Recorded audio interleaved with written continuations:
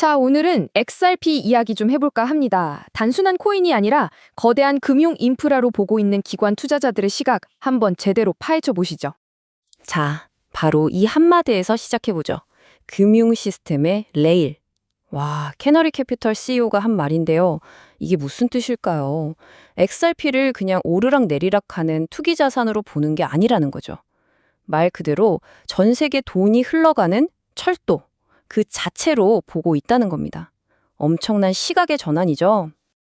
이게 바로 월가나 큰 손들이 XRP에 주목하는 핵심, 바로 브릿지 통화라는 개념입니다. 생각해 보세요.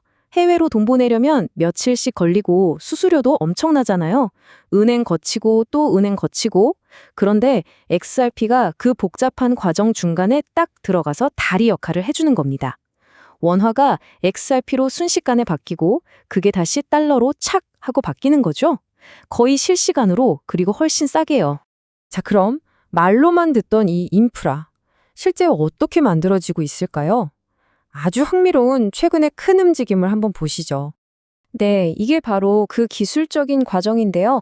복잡해 보이지만 핵심은 간단합니다. 진짜 XRP는 헥스 트러스트라는 금고에 안전하게 보관해두고 그 가치만큼을 솔라나 네트워크에서 쓸 수 있는 일종의 디지털 아바타, 즉 랩핑된 XRP로 만들어내는 거예요. 본체는 안전한 곳에 있고 아바타가 다른 세상, 즉 솔라나에 가서 활동하는 거죠. 이게 왜 그렇게 중요하냐고요? XRP의 활동 무대가 XRP 레저 하나에만 갇히지 않고 솔라나 같은 다른 거대한 생태계로 무한정 확장될 수 있다는 뜻이니까요. 이건 정말 큰 의미가 있습니다. 자, 여기서 진짜 놀라운 점은요. 이 WXRP가 그냥 기술적으로 가능합니다 하고 끝난 게 아니라는 거예요.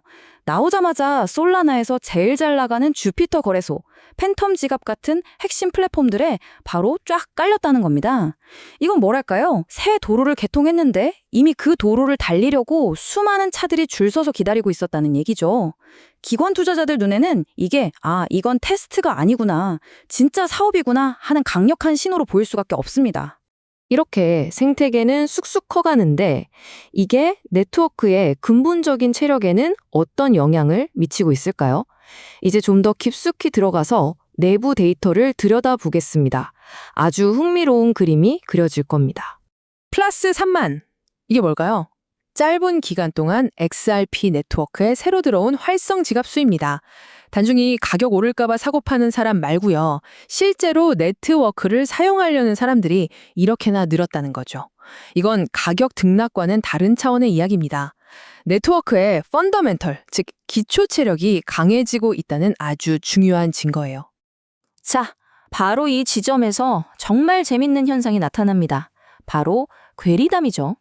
왼쪽을 보세요. 실제 네트워크 사용자, 활동량 같은 온체인 데이터는 꾸준히 늘고 있어요. 이건 분명히 성장세죠. 그런데 오른쪽, 가격을 보면 어때요? 중요한 저항선 밑에서 힘을 못 쓰고 있단 말이죠.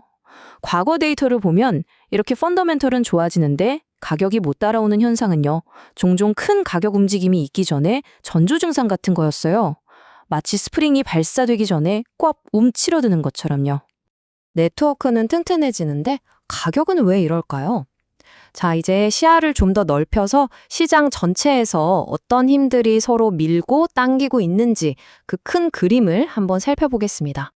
이 그래프가 그 힘겨루기를 아주 잘 보여주죠. 일반 투자자들은 좀 주춤하고 있는데 기관들이 굴리는 ETF, 즉 상장지수 펀드로는 돈이 계속 들어오고 있습니다. 최근 나흘 동안만 해도 4,160만 달러가 유입됐어요. 이걸 스마트 머니라고 하잖아요. 똑똑한 돈, 큰 손들은 시장 분위기와는 별개로 조용히 그리고 꾸준히 XRP를 사 모으고 있다는 겁니다. 기관들의 확신이 엿보이는 대목이죠. 이 표는 지금 전쟁이 어디서 벌어지고 있는지를 보여주는 지도 같은 겁니다. 보세요. 약 1.45달러 부근에 매도벽이라고 불리는 엄청난 저항선이 있어요. 팔려는 사람들이 여기에 주문을 잔뜩 걸어놨다는 거죠. 지금 가격이 바로 그 벽을 똑똑 두드리면서 뚫을 수 있을지 테스트하는 중이고요. 과연 ETF를 통해 들어오는 기관들의 매수세가 이 거대한 벽을 무너뜨릴 수 있을까요?